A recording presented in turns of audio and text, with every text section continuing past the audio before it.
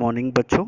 आज आप साथी हाथ बढ़ाना कविता है, उसको हम पढ़ेंगे, उसका अर्थ जानेंगे, जिसके राइटर हैं साहिर लुधियानवी।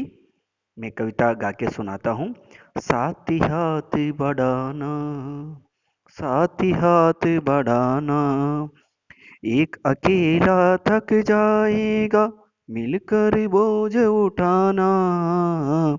साथी हाथ बढ़ाना, हम मेहनत वालों ने जब भी हम मेहनत वालों ने जब भी मिलकर कदम बढ़ाया, सागर ने रास्ता छोड़ा, पर्वत ने शीश झुकाया। फौला दी हैं सीने अपने, फौला दी हैं बाहें, हम चाहे तो चट्टानों में पैदा कर दे राहें। साथी हाथ बढ़ाना, साथी हाथ बढ़ाना, मेहनत अपने लेख की रेखा, मेहनत से क्या डरना। कल गैरों की खातिर की, आज अपनी खातिर करना। कल गैरों की खातिर की, आज अपने खातिर करना। अपना दुख भी एक है साथी, अपना सुख भी एक, अपनी मंजिल सच की मंजिल, अपना रास्ता नेक। साथी हाथ बढ़ाना, साथी हाथ बढ़ाना, एक अकेला थक जाएगा, मिलकर बोझ उठाना। साथी हाथ बढ़ाना, साथी हाथ बढ़ाना। अब इसका अर्थ जानेंगे हम।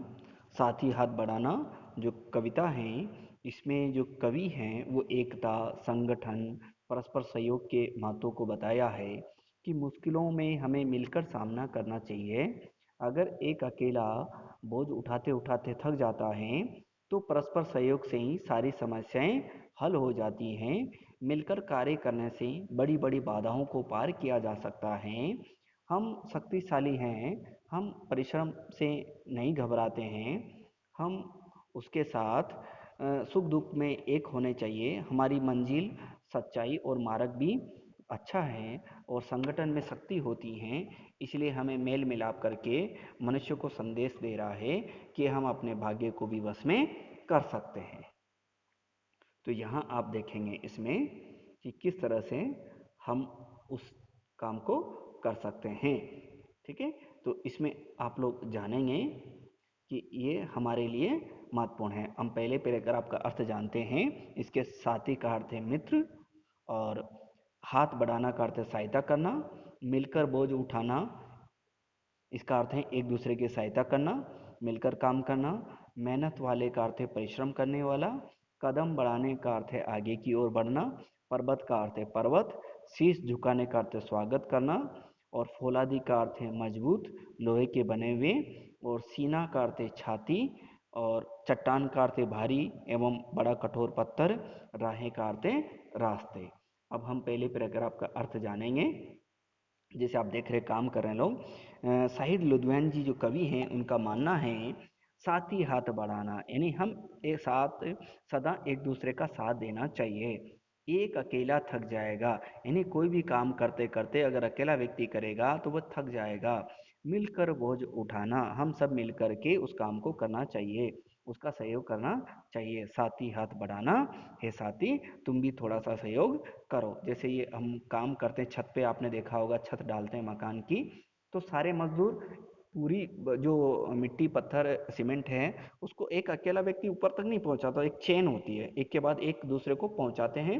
और इस तरह से कई सारी मंजिल पर वो जो मटेरियल है सीमेंट गिट्टी का है वो पहुंच जाता है।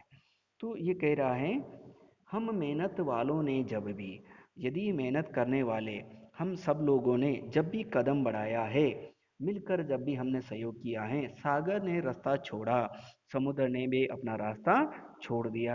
आप इस रामायण में देखते हैं वानर सेना सबने थोड़ा थोड़ा सहयोग किया और नल नील के माध्यम से समुद्र पे भी सेतु बना दिया। तो आज आप देख रहे हैं हमारी जो टेक्नोलॉजी है वो नदियों पर, समुद्रों पर बड़े बड़े पुल ब्रिज बना चुकी हैं। पर्वत ने शीश झुकाया, पर्वत पर भी हम रास्ते बना देते हैं, यानी पर्वत जैसी कठिनाइयाँ बाधाएं भी टल जाती हैं।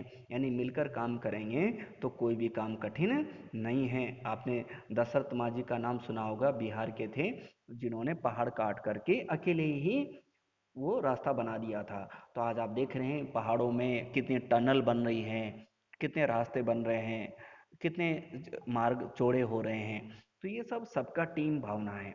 फौलादी हैं सीने अपने, फौलाद करते मजबूत लोहे के बने हुए, सीना करते छाती, अपनी बाहें हमारी बाहें। कवि का मानना है जो कर्मवीर होते हैं उनकी बाहें और उनके जो छाती हैं मानो वो लोहे की बनी हुई हैं और लोहे के समान मजबूत हैं। वे कभी अब काम करने से मेहनत करने से घबराते नहीं हैं। मेहनती व्यक्ति तो चट्टानों से भी, हम तो चाहे चट्टानों में पैदा कर दे राहें, हम चाहें तो चट्टानों को तोड़ करके काट करके रास्ते बना दे, यानी कठिन से कठिन कार्य को भी सरल सुगम बना देते हैं।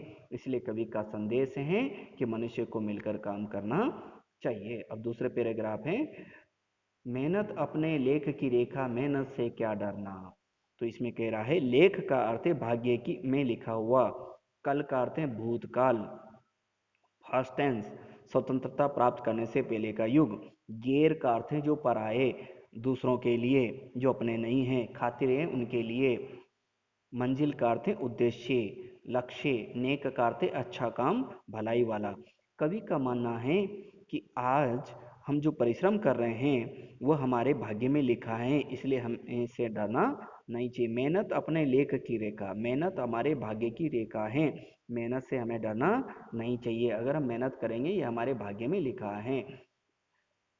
कल तक जब हमारा देश गुलाम था, कल गैरों के खातिर, जब हम गुलाम थे अंग्रेजों के और विदेशी आक्रांताओं के, तो भी हमने काम किया है।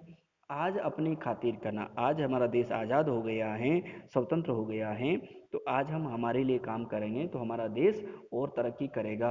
हमारा शिक्षा, स्वास्थ्य, सड़क, देश की सेना, राज्य व्यवस्था, हमारा देश का नाम ऊंचा होगा। जिस हम गणतंत्र को मानते हैं, हम आज़ाद भारत की संपूर्णता को मानते हैं, उसमें हम चारों तरफ पूरे विश्व में विश्व शक्ति बन सकते हैं। चाहे शिक्षा हो, चाहे स्वास्थ्य हो, चाहे मेडिकल हो, चाहे हमारी टेक्नोलॉजी हो, मंगलयान हो, आपने देखा ही है चंद्रयान हो, ठीक है।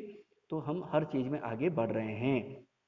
तो कवि कह रहा है पहले हम गुलाम थे तो हमारी सेना अंग्रेजों के लिए लड़ रही थी, आज हम आज़ाद हैं तो हमारी सेना हमारे जो पड़ोसी राज्य देश हैं जो भारत की तरफ नज़र उठा के देखते हैं उनके खिलाफ भी हम लड़ रहे हैं, ठीक है। दूसरा है इसमें, अपना दुख भी एक है साथी, अपना सुख भी एक है।